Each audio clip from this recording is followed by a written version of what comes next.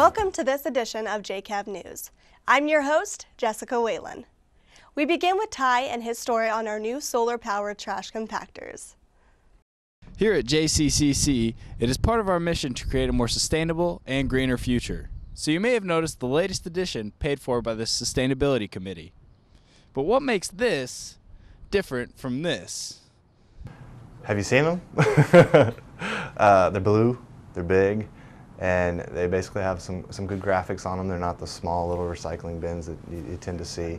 And the fact that it's got a solar panel sitting on top of it gets people aware of it. Even with the school's budget getting tighter every year, the Student Sustainability Committee has money to spend because these blue eyesores didn't come cheap. Per unit cost is about $3,800. The estimate is, even with only having 3 of these, the labor savings will pay us back within about 9 years. There are 3 of these solar compactors. You can find one in the courtyard, at the Hill, or near the Carlson Center. These are the most ideal locations, as Michael Ray explains. The reason we placed those in the locations that we picked were one of which was high volume, the other which was solar energy. So do we really need solar compactors here on campus? They may not be saving us much right now, but Dr. Antle has plans for the future. It was not so much for the payback savings. It was really because students wanted to have examples of solar applications on campus quickly. And that plays in quite nicely with our solar technology program, which will be starting up next year. For JCAV, this has been Ty Grotius. Thanks, Ty, for updating us on this brand new campus sustainability effort. Adoption has been a very popular topic this year. Surprisingly, most parents have to wait up to 3 years before they can adopt a child. Teresa has more on the story. The joy a new parent receives after adoption is just as great as giving birth. Speak to any adoptive couple and you will hear the excitement of how gratifying they are in being parents. Rachel Crew from Adoption and Beyond explains the criteria and the process for becoming adoptive parents. When we have adoptive parents come to our agency, they must have medical histories filled out by their doctor, fill out financial forms, they have to write autobiographies, they have to have 5 references from friends and family, complete child abuse registry checks, criminal checks. There is a multitude of things they have to do to be approved to adopt a child. Robin Tenney, adoptee of Regina and Jackie Tenney, shares her experience. I always knew. I feel like I always knew. And that's a question that people will frequently ask me is, how old were you when you first found out, or what's it like? And I mean, I don't know any different.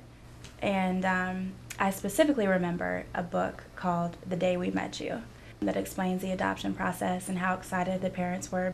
My what's typically called adoptive family, which is my mom and my dad, are, to me, my family. They're the definition of family. They took care of me, they love me, they're just unconditionally supportive and loving, and so to me, my mom and my dad will always be my mom and my dad.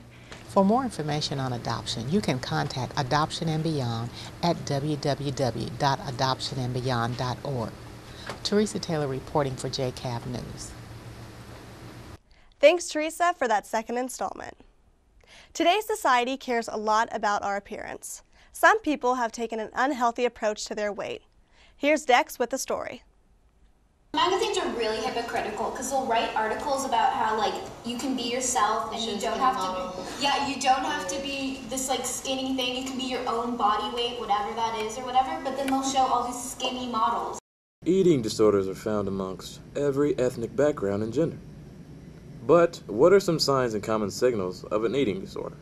Say if someone is purging or vomiting after they eat, a lot of times they'll just disappear after a meal. So if you're sitting around with your friends and all of a sudden one of them is gone and she's disappeared into the bathroom, that's a warning sign.